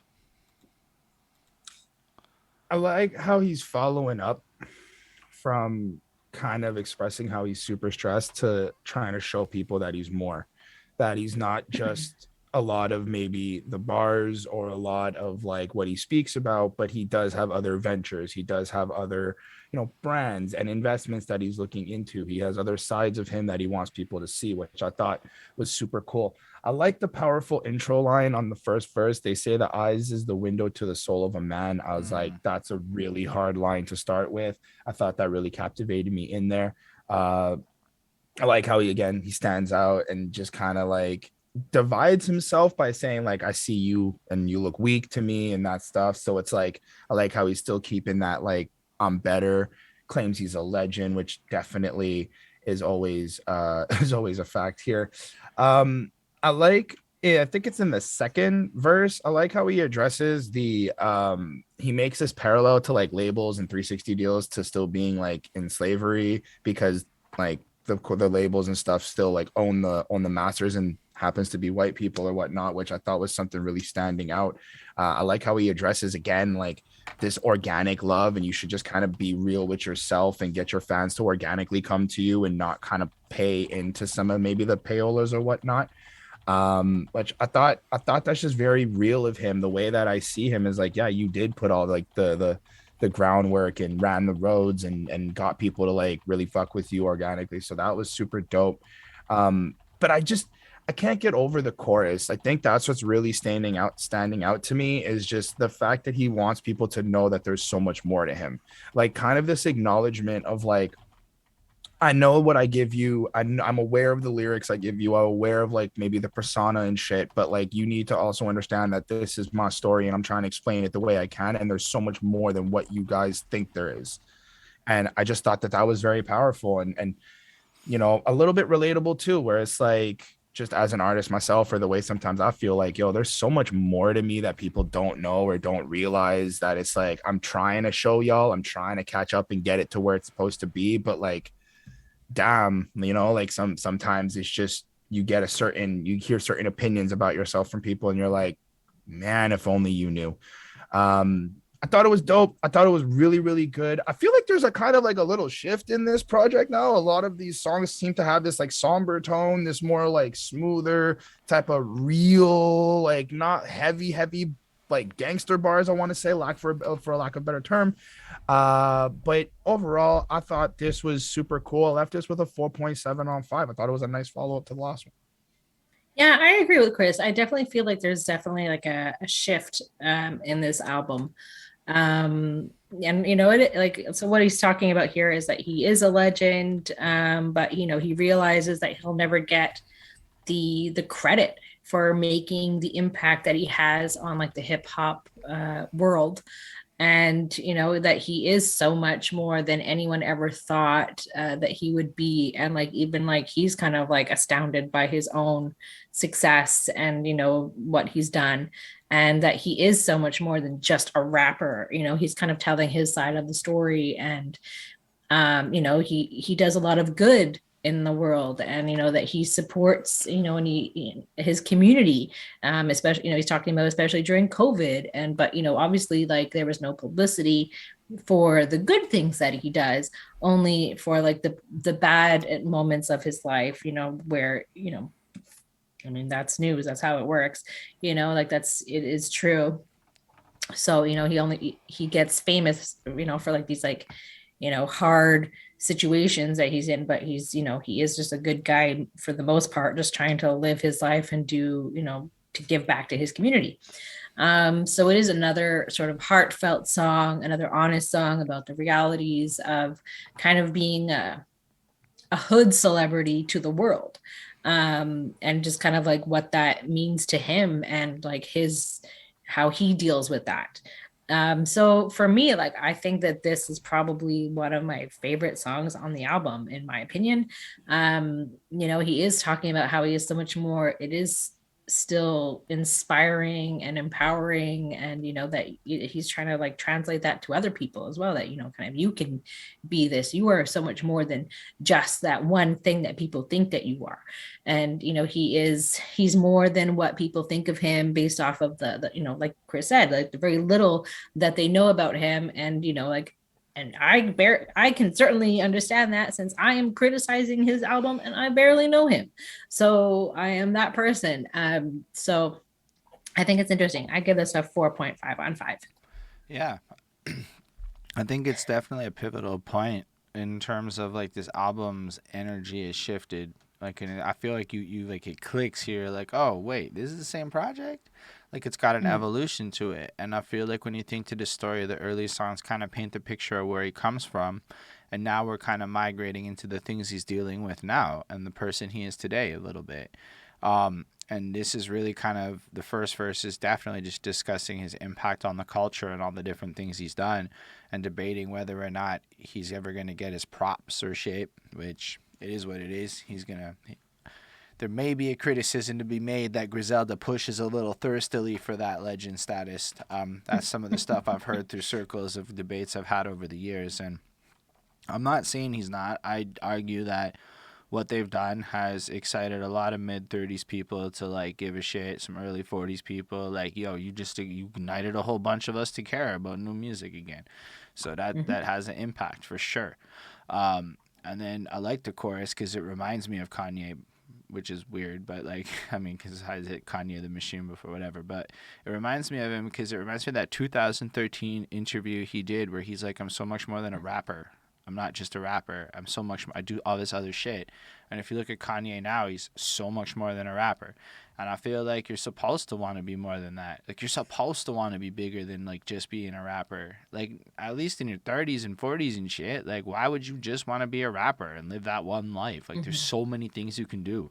There's so many things. Like, you could put 50, 60 hours a week into music and still make entire moves on the side. Like, I don't know. It's inspiring. It's so like motivational and shit. And again, he just outlines the situations he's in, the realities of dealing with business and people and seeing how shit goes, his desires for organic growth and proper marketing and not cheap gimmicks and staying true to yourself. And honestly, he's just spitting all that shit that people spit all the time about being true, but he like pulled it off and shit, And I really think it's cool to just see him kind of put his perspective on success out there, but also the realities of it. I think one of my favorite parts is he almost doesn't want to be a legend or get it while he's alive, because then what's the fucking point to fight? Like, what are you going to do once you're the best? What do you do at that point? How do you top yourself? Yep.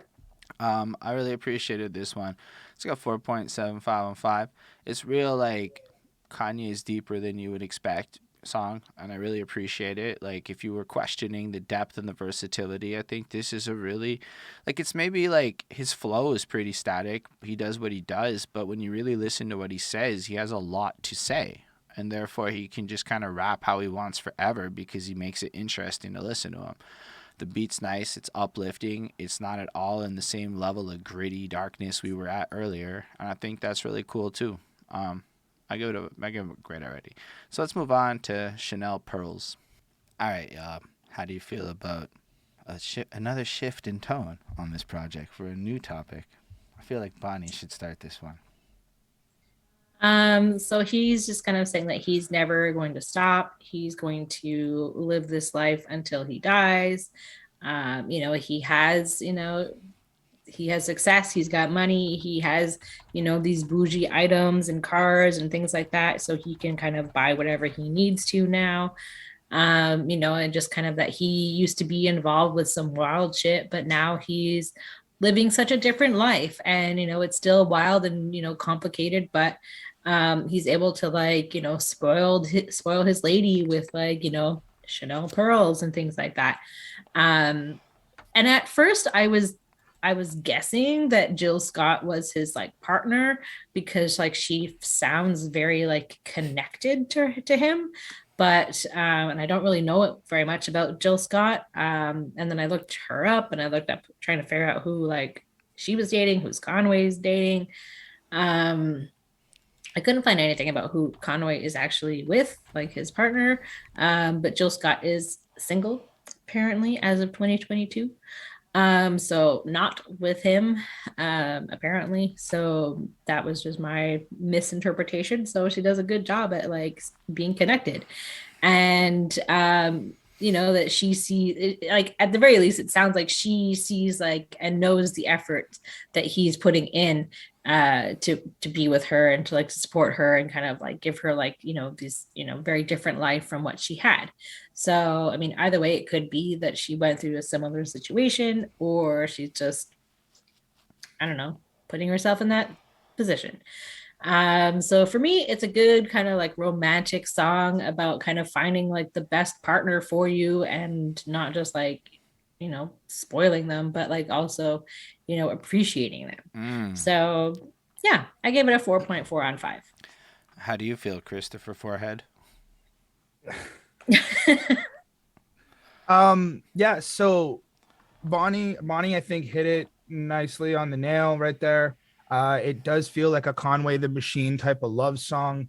I think Jill Scott is playing the role of like the woman who held Conway down throughout these times. And I kind of get this feeling because throughout his verse, it doesn't really seem like he's like kind of what I'm used to like in some of these love songs where they like really praise the woman. It's more like, yo, my homie's fucked up and you were there to hold me down. And then this shit happened and you were there to hold me down. And like, yeah, we had some smoke passing around before. We had some of the fun times. But when I started realizing shit, it was like, oh, fuck, like people are changing, but you're still being real with me. And I really like how he took that kind of aspect instead of just kind of giving her flowers throughout the whole thing. It was more like, these are the reasons I love you. These are the reasons I need you in my life. These are the reasons I feel this way because, like, well, people are fake, people are shady, whatever. So I thought that was pretty solid. I like how it goes from like Conway to Jill Scott right away, like kind of they're having this like conversation with each other in a sense, building that like atmosphere in like a very comforting type of zone. The way the music kind of gets me going, and it's like, okay, I feel like honestly, if this was me, I'd be like, I'm on the couch just kind of telling her these things, and she's like kind of responding. Is kind of how I took this in my little Chris Chrome weird visionary brain. But Jill Scott did amazing, honestly. Like just the softness in her voice and just the way she conveyed like the comfort and the power between both of them, I felt like was just really dope. I like how she's like, fuck the little girls that you hit waiting for the change they might get. It's like that determination, and she knows she's better. She knows that she's like there, but also acknowledging that like they kind of maybe, again, remember, I'm taking this as like Jill Scott's playing a role in this song. So like, right, kind of showing how like I watched you go through your trials and tribulations. I watched you deal with other women, and now it's time for me to step in and really set your life straight type. I like that. I like how she again solidifies that in her verse. My lane taught you some game. You got me nice with a blick. And I like how she's like, yo, you actually learned something from me. Like it wasn't always just one-sided. It was like we really built with each other. So I thought that was really cool. And just I don't really get the out chorus. I was like, all right, sounds nice. Lyrical artesians. I guess that's like some type of, anyway, whatever. It was cool. All of it was really dope. I left this with a 4.5 on 5. I thought it was Artisans, Chris. Let's do it together, everyone. Artisan definition. I'm just showing you how to figure out words. A worker in a skilled trade, especially one that involves making things by hand. Think back to what they do. That relates. That makes sense. That's dope. I should have Googled artisans, it. You know, think about the occupations described, and then the lyrics, and then the fact. You know, there you go. Anyway, I'm having fun with y'all, everybody. This is definitely like a power couple song, I think. And again, I think it's not just like, I mean, on top of everything else that's said, I think it's like a template in a sense. It's like stuff to like how to treat a person, how to like show somebody that's going to appreciate these things in you, is stuff to look out for. Like you don't really hear him being like, oh, Shotty got a booty so fine. Facts. Facts. All this shit is like, yo, we live in this life, and I'm just considering how like you held it down, how like all things considered you were there. You're my situation. You're the one that I want to appreciate, that I want to be with, You're that the gets my one shit. for me. Remember, You're like he my got a lady the bag ecstasy. so fucking big, she put the gun in it and shit. Like, they ride or die with that. And then you have Jill Scott's verse where it's almost like, you know, as much as she's presenting how you deal with a dude like Kanye, like down to acknowledging that whatever, if they hits whatever, it's not gonna, whatever other girls, it isn't gonna impact what they have, whatever, she gonna be there for the bigger picture, the longer game, etc. And then she's like, almost like, yo, remember what really matters. Remember when you played Woo and Ella Fitzgerald and I read Nietzsche and you let me sleep inside this crib where I was holding you, like it's kind of Yeah. bringing it up with the like intimacy and the warmth of the vibe that she's creating, and meanwhile spitting that really hard shit. And it's like, I think, showing a template of what some happy growth shit looks like in his life. And it's, again, giving you something more than just his testimony, but something you can learn from with it, which I think is really cool. This is one of the better songs on the album to me. And it's really cool, and like the way that he lets women just rap and dominate shit on his album like that. That's boss as well. 4.5 on 5, because it's not just like she a hoe type shit, it's different. Like, she my equal, she can take that pen game and rap it too. It's fucking fire, let's get it. And I like that. I like that vibe where it feels like she's just as good as him on every level, because they work together. Yeah, because Jill Scott is like an actual poet and hip hop influence type girl. Like I don't really know much about her, but she sounds like very much like spoken word poetry kind of. So I think that's super cool. Just the overall blend of all that shit. So yeah, I guess I don't know what Chris was gonna say. Oh no, I was just gonna be like Jill Scott. When the name came up, I was like, this is gonna be good. Like my mom used to listen to her and stuff like that. So like she's somebody that I'm not going directly for her, but like fire. I was like, yeah, this is gonna be nice. All right, let's listen to Bob Bass. How do you feel about this song?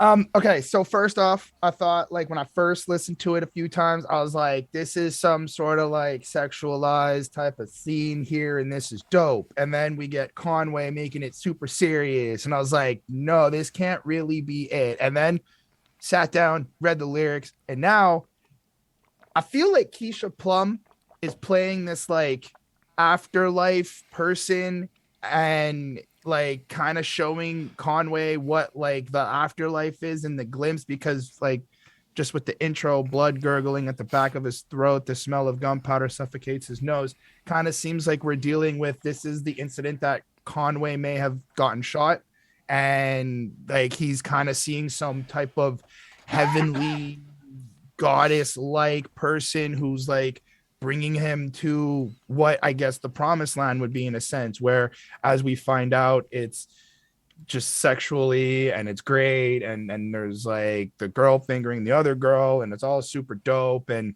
all this shit. But what's really cool is like you kind of get that first before the story. Like you just kind of like you get the essence of like where this, I guess, he's going, or what he's seeing, or however this may have gone.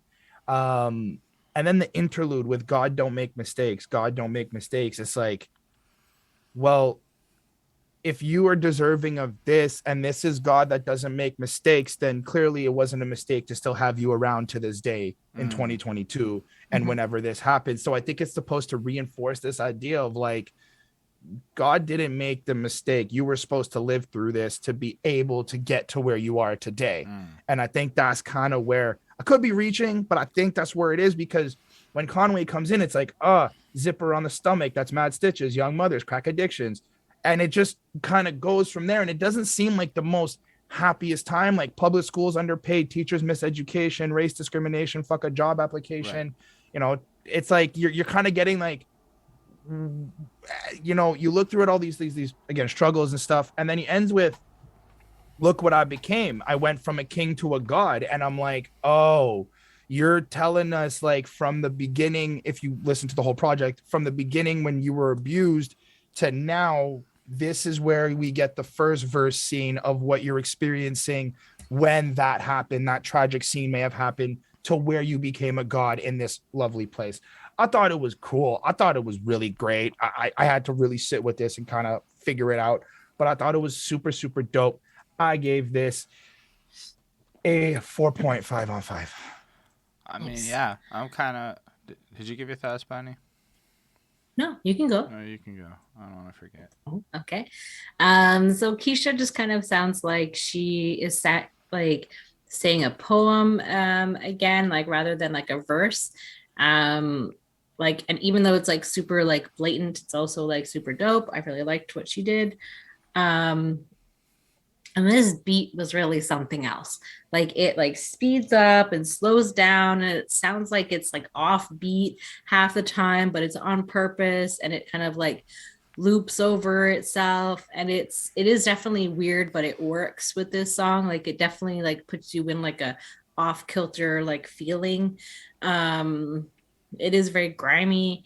Like his verse is like, you know, really good, and like kind of Chris kind of touched on that.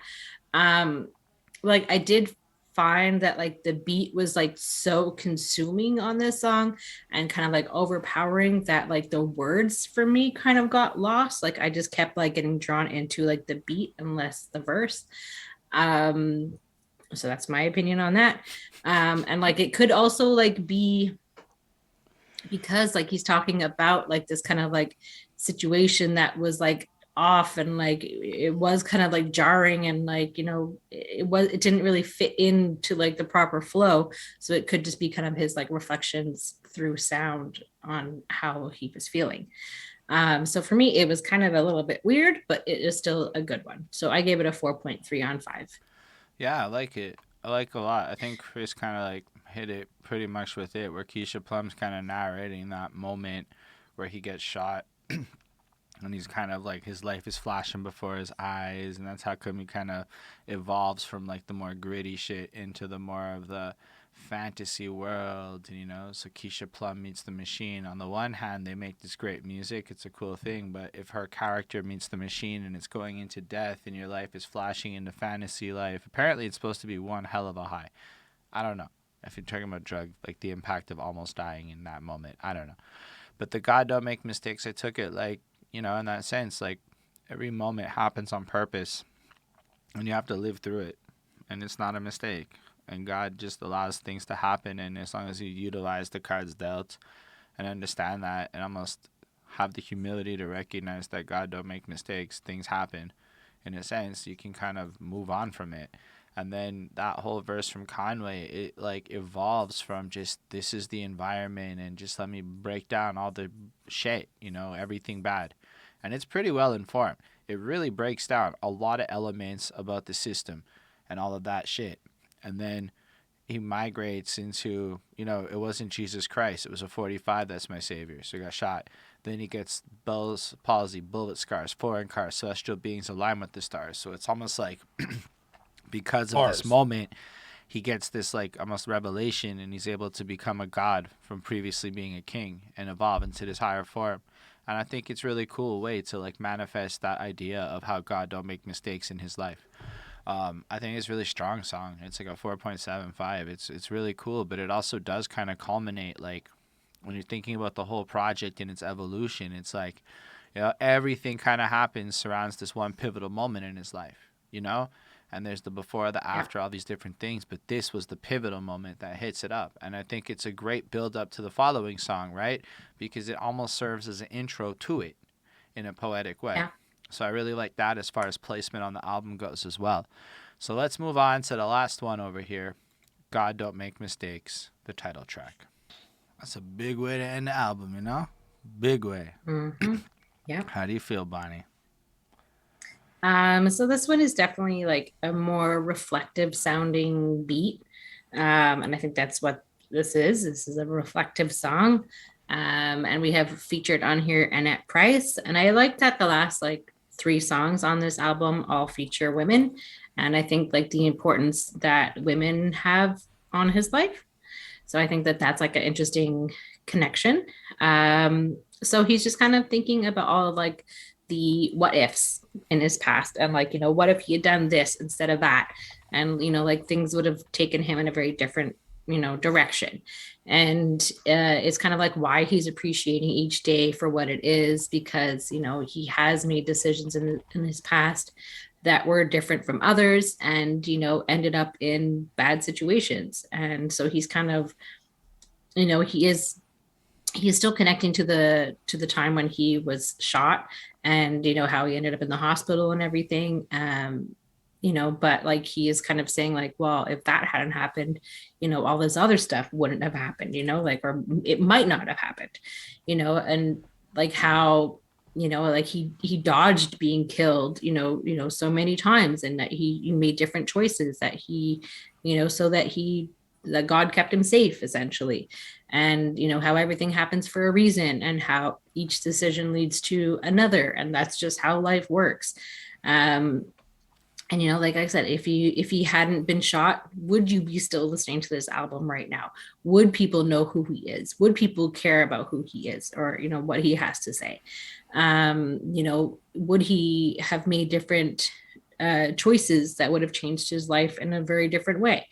um and he's kind of saying like, if this hadn't had happened to me, like I probably would have gotten more involved in like street shit. And he can kind of still fears like falling back into like that old path, and like where he is at much higher risk of dying. And so he's just kind of appreciating all of that, and that that this instant kind of like was like, yo, like you need to like wake up and like do something different.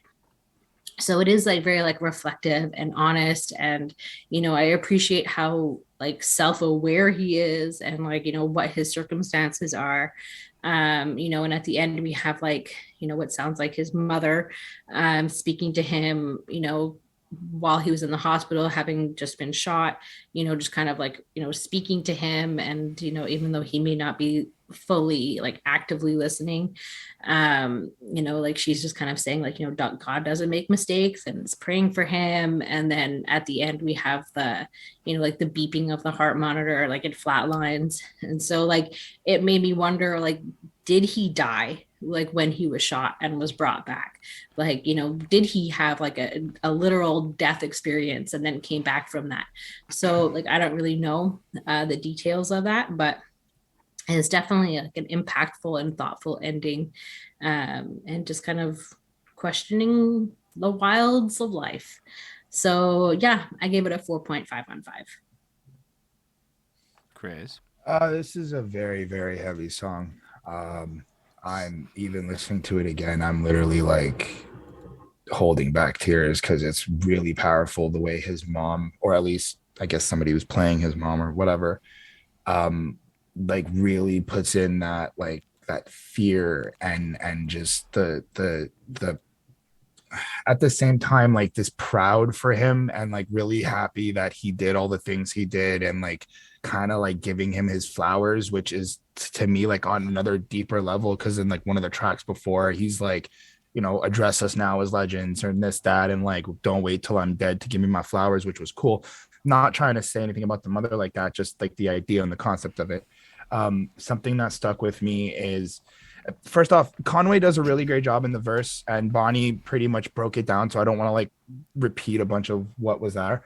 But something that did stuck out to me was like the idea of God not making mistakes, and how the mother addresses like, all the loose leaf I bought you, and all the things that like I thought I was doing for like for you for school, and things that you should have been you, but you were out here making different options, and you were using alternatives, and like you really found other ways to kind of use your resources to make it work. And it just kind of got me thinking about like maybe like how we do some of the shit when we grew up, and how like, our parents bought us books and stuff, and like we use them to write lyrics, we use them to like whatever, draw, do all this shit, which later on in our life only makes sense. Like at the time it's like you don't really know why you're doing all these things, and they may not understand. But then like later on, when you either become successful or you see shit starting to move, and like all these things start developing, it's like, wow, like God really doesn't like make mistakes, and you really go through like certain shit in weird ways, and people view it as like differently. Overall the song is really powerful. I think it's a good reminder to people after going through the full project to be like, life is precious. I could have lost mine, and that's something also with like the final ending. That kind of terrified the fuck out of me. I ain't gonna lie about that. Um, but overall, like this song is like a 4.8 on 5, maybe even like a 5 on 5. I can't fully decide still, but one of those two. And it's just a really good reminder, and just to talk about a little bit about Conway's, because I didn't do anything. The essence of reflecting all of it is also something very powerful, because I think a lot of people sit here with the what ifs and what if this and what if that. So Yeah. just to say something about the verse, but overall, yeah, it was dope. So yo, y'all were like talking all that shit. I was like, yo, the song's cool, but did you see what he really just did here? Let's talk about the big boy boom side of this. He featured his mom on a Shady Records album. She's eating for life off Yeah, of that. She's getting checks off of that move. yeah, And yeah. it fits the project artistically as like the perfect closing. That's cool. Like, no? Like, because everybody that you feature is going to get a copyright thing with the ASCANs and the BMIs and the SOCANs and all that, right? So, as this shit starts to, like, collect money over the years off of sales and shit, like, his mom is going to collect royalty checks for, like, time off of this. And that's kind of, like, super cool because of, like, it's almost like, yo, it really wasn't a mistake. Look what I can do for you now. I'm like, there's that extra layer to it that I think is really dope, and he just continues to show you ways that you can do some cool shit. Um, Aside of that, I think you guys touched on the song pretty like with it. I like the scenarios, how like over the course of any significant moment in your life, you can always reflect on the different decisions that led you there, and how like if he'd ended up in jail, he knows nobody would have cared, but I guess it all just worked out in this situation. And he does say he like was almost dead twice, so I guess he was legally dead and then came back a couple of Yeah. times, and he survived and came through and overcame the circumstances, and it allowed him to be in this situation. But I suppose you're left with wondering, is there a way it could have gone down without this? Could it have been different? And then as he's just kind of pouring it out, you're like, this is pretty deep, you know? And then I think the main thing he touches on, though, is something that, again, is an indie rapper tip. It's almost not even about the skill. It's like, if I hadn't been shot and survived, would my story still inspire millions? Would Alchemist ever find us? Like, yo, even look at 50. Like, people want to downplay the fact that he got shot 9 times, but I remember in like 2002, 3 or whatever, that's all anybody ever talked about, even more than the music. That's all anybody cared about. And it's like and I don't want to like boil shit down to it, but this whole album is that story of him getting shot Yep. and overcoming and the problems and the stuff that goes through it. And it makes this album so inspiring because of where he ends up, and his life allowed it to work out like that. So without all of this, could we even get this album where he could say Paul and Eminem have signed us? So it's like, it's really deep to me.